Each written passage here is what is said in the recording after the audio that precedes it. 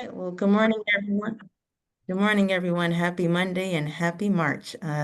Lovely to see all of you and great to see those who made our state kind of manufacturing convening last week in DC. I believe we're having a roundtable discussion today, so I'll pass it to our Executive Director, Matt Bogosian, to go through some updates. Matt, the floor is yours. Thanks, Michelle, and good morning, everyone. Michelle Burris from the Century Foundation, one of our many BFFs, so consistent and so supportive of collaboration and the teamwork that this nation is going to require. So welcome back. It's Monday morning, March 3rd, 2025.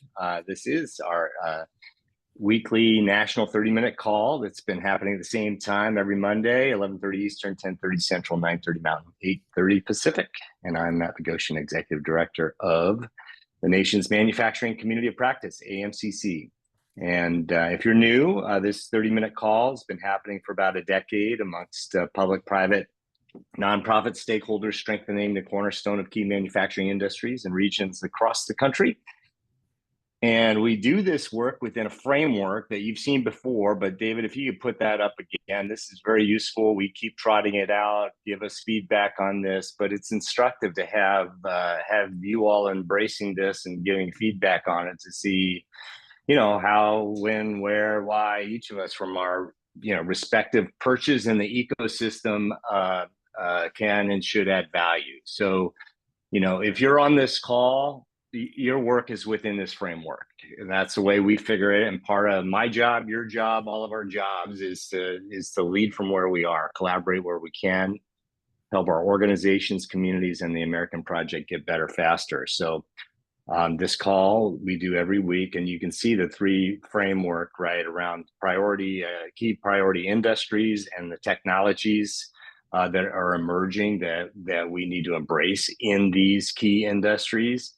And then the big six that you've heard about for a decade here about what the best evidence is that a region needs to thrive in all six of these categories, not just one, not just two, but a region's got to look at all of these things. And, our friends that are part of this manufacturing community ecosystem metrics project, some of them I see on this call. We have biweekly meetings on this with Deloitte and our federal agency partners about how do we build a tool for self-assessment in regions around these big six areas. We have a playbook, 1.0 version of the playbook, and David could put that in the chat later and you can check out and give us feedback on. But everybody who's a system leader has a responsibility to play from whatever perch they have. And it's not just, those that have manufacturing in their title, it's the whole, like you said, all parts of the big six. The workforce training ecosystem, sub-ecosystem is massive, right?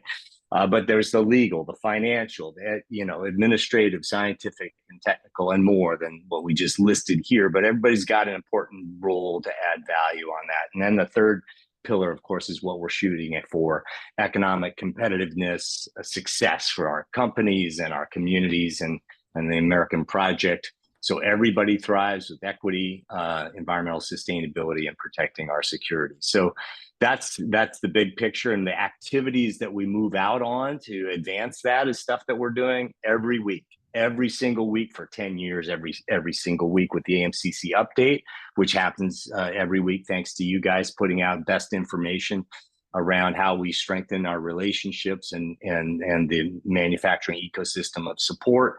But we need to build better stories and better narratives around how we bring more Americans into the fold here with strategies and actions that make sense, ultimately to get to structures that are better. We don't have sufficient structures in this country. We talked about this at the Manufacturing Momentum Summit in December in DC, and we talked about it again last week. Michelle, said we had this great meeting at the National Association of Manufacturers, NAM. Shout out to Todd Bopel, the COO there, for co-convening that. It's fantastic step forward to talk about what kind of better structures do we need for key manufacturing verticals in this country. And so we can talk a little bit more about that. So use this framework, give us feedback on this framework, see yourself, see your network, see your colleagues in this framework, and let's move farther faster. So this, we have two kinds of calls on these Monday calls. We have presentation calls like we had last week, which was which was great to hear about, some important part of the ecosystem, that best practices that can be shared across the ecosystem. Those presentations, we're going to have a bunch of them in March, right, David? So, those are important. And, we record these calls. So, if you don't make it, some people, listen to these things after the fact on the road, when they're going, you guys are busy. That's why you're leaders in this effort. And so that's why we capture these things and record them so you can listen to them later and be very efficient on that. So this is a roundtable call. This is a different kind of call, a roundtable call where we call, have more time in our 30 minutes for you guys all to speak up and introduce yourself, reintroduce yourself, talk about opportunities that you're seeing that other regions could use, barriers that you're seeing. It's like, hey man, how do I get around this one? I mean, this stakeholder group are problem solvers, and this is a forum to solve those problems. And so I also have a bunch of stuff in the AMCC update that I could, call out for feedback on. But let's start here by just giving folks an opportunity to introduce or reintroduce themselves, say, where you're from, and what part of the ecosystem you happen to work in. Yeah. Does anybody want to do that?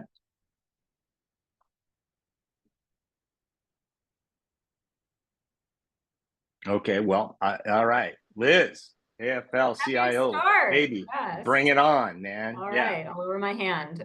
So good morning, everyone. I'm Liz Weiss from the Working for America Institute, which is a national nonprofit organization affiliated with the AFL-CIO Labor Federation. So we are a workforce intermediary. We work with employers and unions on developing training programs, as well as policy analysis and some other matters. Wanted to, say hello this morning because we do work with folks across the country and a network of local organizations as well to build training programs. We have a particular expertise in building registered apprenticeships in manufacturing. Because we are affiliated with the AFL-CIO, we also are unique in that we work a lot with union employers. And so that's something that you won't find from a lot of other folks. We have a lot of experience, a lot of connections in that particular with those particular groups. And yeah, we have a couple of federal grants right now. So in terms of challenges, obviously it's a challenging environment right now, but our work is continuing, and would love to connect with any folks who are looking to build up training programs and especially registered apprenticeships, and see how we can help out. And as you do, Liz, sending us information about those opportunities that we can put in the AMCC update every week, or you drop them in the chat. Those are always well received. Thank you in the past, and thank you in advance for your great contributions to this ecosystem of support. Cesar Lara, in the same, I see you, buddy. How you doing out there in California? And there's some big news, from California. How we encourage so many state-led, state government.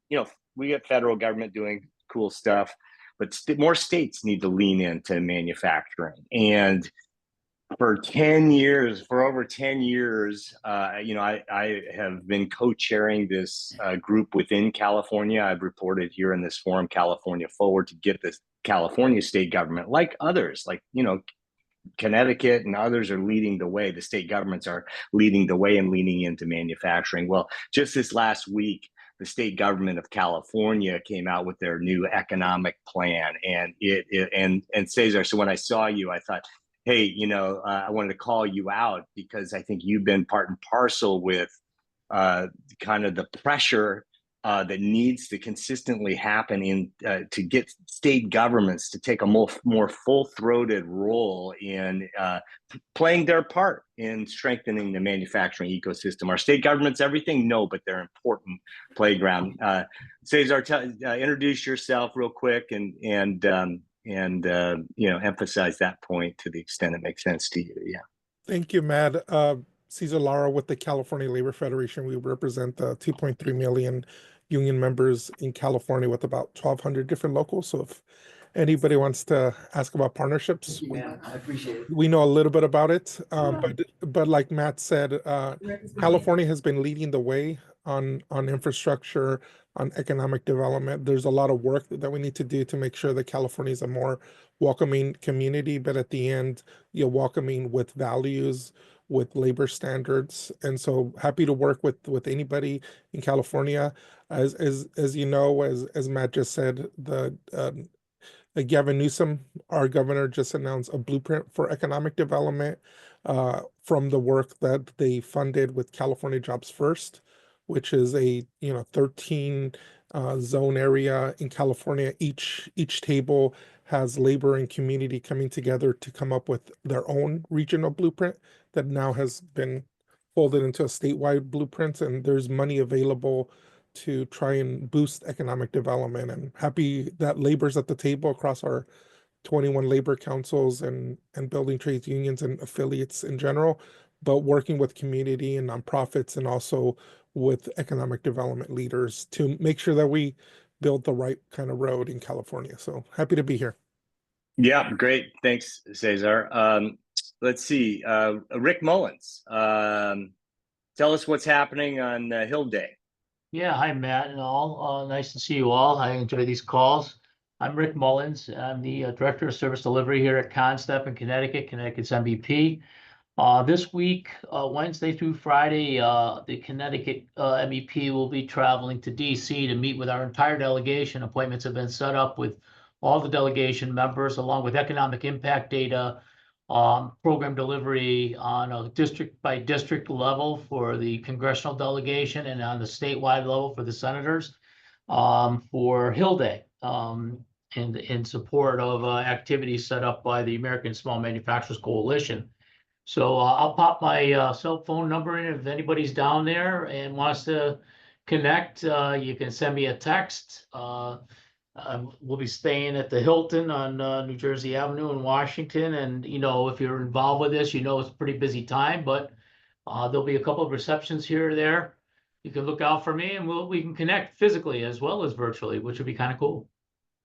It is cool, Rick. That's the way these relationship building goes. It's delightful to see so many folks last week at the two events we reported in the AMCC update. One is, we need to go full-throated into embedding manufacturing industrial priorities within the economic development, the professional economic development communities out there, right? They're in every city and county and state government. There's a whole profession around economic development, and they don't know enough about manufacturing and to add the value that they can add from their particular purchase. And that's why we're partnering with the International Economic Development Council. Our friend Nathan Oley there, who's the CEO, invited us to their conference last week in DC. So we reported out on that and a whole slew of interventions of what we all know. Gosh, we have this, decades, many decades of our MEP system gathering information, and a lot of economic developers aren't even aware of the MEP system or our Manufacturing USA institutes or all these bottom-up regional interventions from the federal government or the private sector ones or labor. I mean, it's just kind of, a missing piece. So we can be that part of that connective tissue to the economic development community. So that's awesome. Jeff Porter, tell us about you. Where are you in the world? Sorry, just looking for my demute button. I'm in the DC region, recently retired from the federal space with the US Patent and Trademark Office. My background is in manufacturing back in Australia years ago, so I can't recall how I found this group, but I'm glad I did. I'm passionate about economic development because I've worked in that, both Australia and here.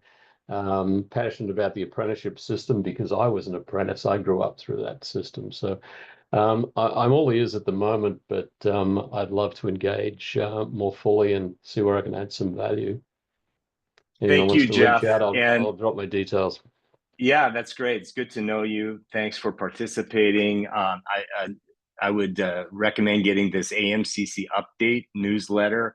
David Van Got that, Sicklen, thank you. operations director at the top there. He can get you plugged into that, and we invite you to add value. I love you use that word, Jeff, adding value. That's what we're all trying to do. And so if there's things that you see on your radar, Jeff, and this goes out to everyone, right, that you think that are important for regions around the country to strengthen their manufacturing ecosystem, send them to me and David so that we can, look at putting them in the weekly update, or contacting the people involved to get them on a Monday call to present for 10 or 15 minutes about what's going on. So thanks in advance for that. Melissa McGregor, how you doing? Welcome. Tell folks where you are in the ecosystem and how you're working to add value and barriers you think we can overcome here. Thanks, Matt. Hi, everyone. I'm Melissa McGregor. I'm with Jobs for the Future, and I'm currently leading an industry intermediary contract. And I know David and Matt, I just promised you last week that we would have our incentive funding application available, and I will tell you it was just approved this morning by our core, so I'll send it off to you so you can put it in the newsletter. But we do have incentive funding available if you are interested in establishing and launching a registered apprenticeship program in any manufacturing occupation. We also cover agriculture, so if anyone on the call is connected, there's sometimes a pretty big overlap between manufacturing and agriculture in several spaces. So we're here to help. And I also see one of my colleagues, Brent Weil, on the call. So he's also with JFF. Happy to answer any questions that anybody has. I've presented on this group a couple of times, so I'm not sure who all has already heard my talk, but yeah, we can help, and we can help with funding as well. Yeah, and JFF has been great partners, not only here on these calls, engaging, delivering stuff through the AMCC update that goes out every week, and also on our road shows.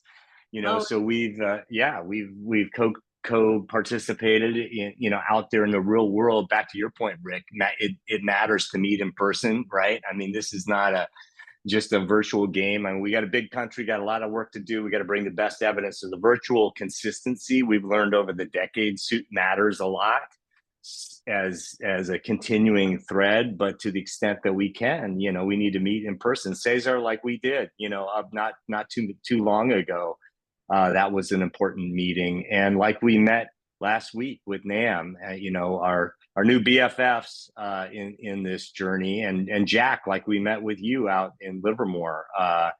This is not a short-term one-off type activity, right? This is a decade-long one.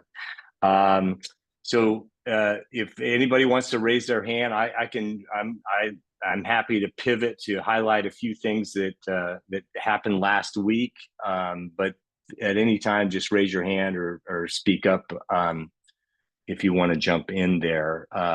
This meeting at NAM, let me talk a little bit about that. So, back to my points in response to Cesar. State governments, right? They matter, and they're not everything, but they matter. And then we have, these key industries that we've talked about in the chart, and that's based on a White House, supply chain report, right? We've got challenges, and regions around the country, have these industries that they're focused on, and the state of Connecticut, Rick, with Paul Lavoie as the chief manufacturing officer, right? That state government is one example of a state that's leaned into manufacturing. They've invested in that position and Paul's exceptional leadership, but they've also have an investment fund. They also have a statewide manufacturing strategy, and other states are doing, things like, Mississippi is broken their state out into, these ecosystems. We heard from Cesar about how California has broken their state into 13 sub-regions. So that's an important tactic. But, as Paul will say from Connecticut, they build ships up there, right? And there's a lot of challenges in building ships and creating a dual use shipbuilding economy, not only for our military, but also, for our business. And so Connecticut, their supply chain and their workforce and all the different parts of the Big Six don't just live in Connecticut. They live in other regions around the country that are leaning into shipbuilding and have a history of shipbuilding, right? Technologies that come out of our labs and elsewhere can add value to shipbuilding, but they're everywhere around the country, right? So how does a state government leader around manufacturing tap into the teamwork in these different industry verticals? So that's the terminology we're using. So think of these different verticals, like around the six key industries. So if it's defense or transportation, right, shipbuilding matters, right? So not every state or region is involved in shipbuilding. And so the discussion at NAM is about, all right, how do we co-create better structures, amongst several regions that have the same interest in a particular manufacturing vertical that's a key priority. And so, yeah, so man, everyone's like thumbs up. Yeah, we ought to have a structure like that in this country. How do we enable it, right? And so that's the discussion going on right now. And I want to report it to you guys, right? We're all on the same team here. We got to figure that out. And it could, we pilot one, right? We could do it around shipbuilding, but then we could do one around aerospace. We could do one, that you could see how that could be the development of a new structure, enabling structure. Jack, I see your hand up. Yes, sir. Yeah, I was going to add on and say a quick hello from Lawrence Livermore National Laboratory, part of the DOE lab system. And we often join this call and look forward to bringing value or helping folks here. Our lab is historically a very secretive lab building nuclear weapons, but we are eager to engage the outside world and have an Office of Government and External Affairs that also joins this call regularly, as well as our Innovation Partnership Office that engages with folks around our IP that we're eager to get out into the U.S. economy. These are taxpayer dollars. We spend about a $3 billion lab of 9,000 employees and are eager to see that flow and benefit U.S. economy, as well as welcome interns. Per the California initiative, Lawrence Livermore is heavily involved with fusion energy, and that's part of the plan or roadmap for California's future. And so personally involved with developing laser diodes that are key to that effort, as well as personally contributing to some of the targets that carry the hydrogen, deuterium, and tritium as part of that process. So the lab is leaning heavily into fusion energy. I'm also personally working on an effort to propose new structure protection against wildfires. Obviously now in North Carolina and South Carolina as we speak, but historically a lot in California. So the lab is eager to engage locally and federally to assist a variety of security interests. Thank you. Thank you, Jack, and thanks for taking your 30 minutes every week to be a part of this, adding value. It's very exciting. We have your resources and so many resources around the country that aren't woven together in a strategic way. So excited to get that value and transform it in the ways you've described. So that was a good meeting with NAM. It's having an ongoing partnership with them, I'm pretty excited about. We had the summit in DC, thanks to NACO, the National Association of Counties, in December, and David can drop the link to our manufacturing summit meeting, some of those presentations by not all the federal agencies, but by a whole slew of federal agencies. And, Joe Mariani from Deloitte we're happy to have him. He was recorded in some of those meetings talking about this manufacturing community ecosystem metrics project. It's a lot of good hard work ahead of us, and a lot of good start that we're on. But we got a lot of good hard work ahead of us. So we talked about just last week, leaning into integration with economic development. If folks have insights on that one, oh my gosh, we'd be totally down to understand those stories and narratives and get them out. Like how to professional economic developers weave in manufacturing and industrial work, because we like to really elevate that with IEDC. Now we've got IEDC partnership, you guys. This is like super. And Nathan Oley, the CEO, he was a former IMCPer, going way back to the genesis of AMCC. So he gets it. He gets that the manufacturing cornerstone, for advancing the American project is essential. And so we need to take advantage of that relationship and figure out how we embed this work into economic development. So those stories matter, super important. Back to that, our chart with relationship building, yes, but building a stronger narrative with those stories, super helpful. And same goes for what Jack was just talking about, right? How do we leverage the IP and the other advances that are coming out of our Manufacturing USA institutes, from our national laboratories, from these federal agencies? Those stories matter as we build better structures, actions, and hope, ideally, better structures. I said structures, I meant strategies. So we got a couple minutes left. Any other quick comments? David, you could highlight what we have for presentations coming up in March, and we're always open to doing that. What do we got on deck, David? Yeah, thanks, Matt. Next week, we're going to have Dr. Gregory Thale from the Biomedical Manufacturing Network in the San Francisco Bay Area. He's done some really interesting work mapping different industrial clusters throughout the Bay. So that'll be a great discussion there.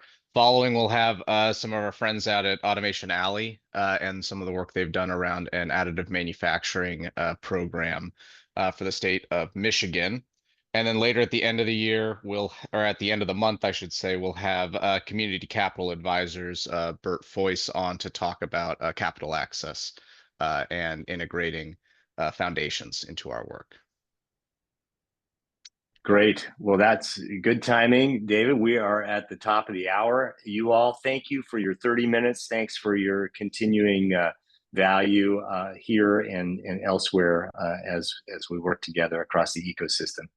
Have a great week, and we'll see you next Monday.